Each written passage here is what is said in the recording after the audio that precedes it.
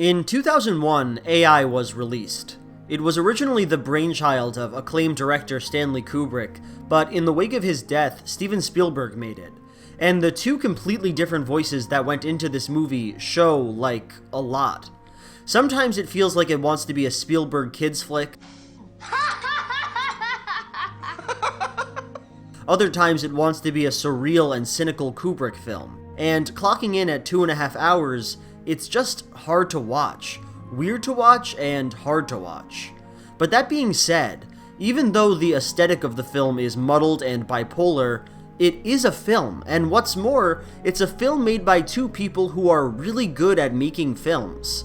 And so it only makes sense to ask, how does this movie function? What is it trying to say, and does it say it well? That's this video. What's with AI? There are two main thematic tendencies in this movie, and at every level these clash against each other. The first of these tendencies falls in line with the classic Pinocchio story. Bring me in Pinocchio. You will find him hanging on a nail. It's a story about how valuable it is to be human. David, a robot, is created for a grieving couple in order to replace their child who's in a coma. He's programmed to be able to love, and to love only his mother. This imprinting is irreversible.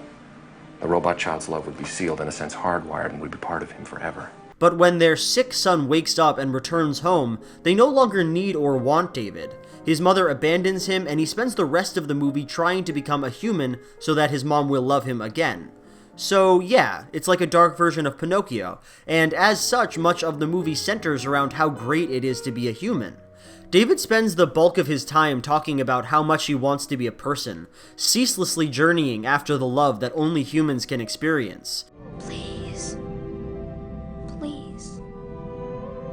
Make me real. And this notion that humans are great beings that we should long to be is echoed at the end of the movie when the aliens who visit David say this. David, I often felt a sort of envy of human beings, of that thing they called spirit. Human beings had created a million explanations of the meaning of life in art, in poetry, in mathematical formulas. Certainly human beings must be the key to the meaning of existence. The other thematic tendency in this movie runs totally counter to human worship. A lot of the film hates and resents human beings, considers them a fundamentally malignant force. And you are alone now only because they tired of you, or replaced you with a younger model, or were displeased with something you said or broke. I mean, what good thing does any person ever do over the course of this movie? David's human brother constantly sabotages him. I want a lock of Mommy's hair. I'll share it with you. And if you had it and wore it, she might love you even more. His mother leaves him in the woods to lust after her forever. People get sick pleasure out of watching obviously sentient robots be dismembered. So, what exactly is so good about humans in this movie? What quality do they have that anybody could admire? There's these two thematic structures that pervade the movie, pro-human and anti-human, and it always feels like they're butting heads with each other. Look at this scene toward the beginning of the film, when David's human brother manipulates him into eating food. So do I. On one hand, we're supposed to accept that what David wants is reasonable. He wants to consume food, to be human like his brother. On the other hand, the only humans we've ever met are total dickweeds. Why would anyone want to be a human like this kid? He's so mean and weird. Or look at this scene, when all the robots are at the flesh fair, and David is trying to avoid the chopping block. Don't burn me! Don't burn me! I'm not Pinocchio! Don't make me die! I'm David! I'm David! This lady says, Mecca, don't plead for their lives. Who is that? He looks like a boy. and the whole crowd just goes wild. On one hand, we can see this and think, wow, people can be pretty good after all. Maybe there is something to this whole human thing. But on the other hand, this show of humanity is only possible because of a robo-genocide that the people of this audience are happily perpetrating.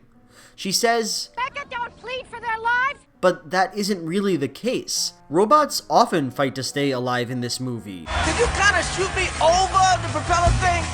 Yeah, I don't need to go through it. I was considering it, but I changed my mind. Are we really supposed to believe that nobody in this audience knows that robots enjoy life? No, they just don't care, except when the robot on the chopping block looks like a little cute boy. But this thematic tension between loving and hating humanity comes to its head with David himself. Because, again, on one hand, when David says he wants to be a real boy, we're inclined to sympathize with him. We want him to succeed in his mission, and so we tacitly accept that becoming human is a worthy thing to do. But on the other hand, David is maybe one of the shallowest protagonists in film history. Please make me a real boy, so my mommy will love me and let me stay with her. He wants to become human, he wants to attain his mother's love, but those are the only two things we know about him. More than that, those are the only two things that are true about him. He has no personality, no interiority. He is a robot designed with the purpose of loving his mother, and outside that purpose, he is nothing. As such, there's something fundamentally shallow about David's mission. He has no reason to love his mother, no real reason to want to be a human, and so we're left watching him, wondering if his singular mission has any real value whatsoever.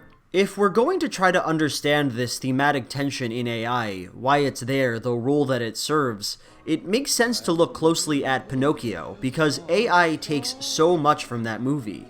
The puppet on a journey to be a real boy, the little sidekick who seems to know right from wrong, the blue fairy, the strange emphasis on the ocean. But the story Pinocchio is telling could not be more different from that of AI.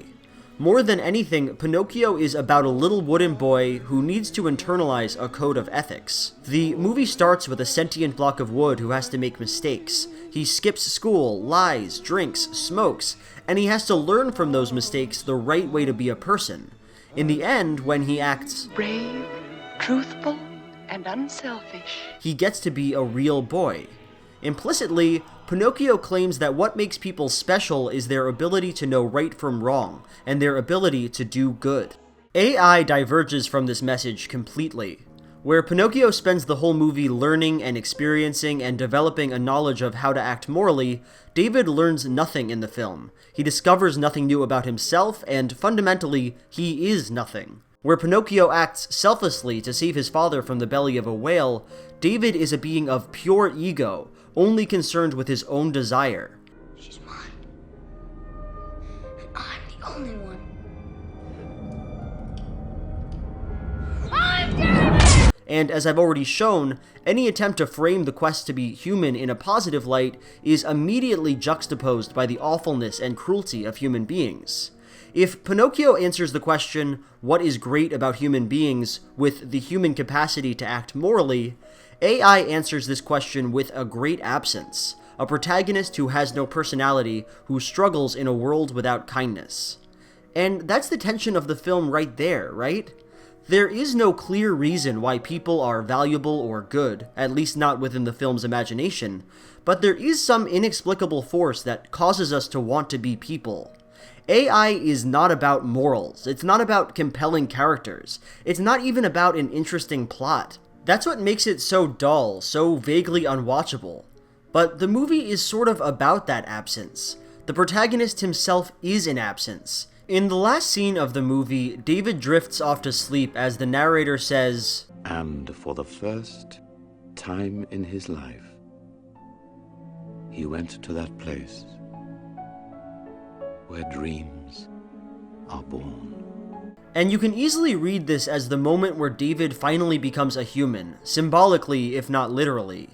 As the credits rolled, I only had one question. So he's a human now. That's good, I guess, but so what? What does that mean? But the movie has no answer to that question. Would it have been better if it did have an answer? I don't know. Maybe. But that's not what we got to see. So that's all I'm going to say about AI. Like, comment, and subscribe, and you can pretend that the kiss I'm about to give to the microphone is on your little cheek.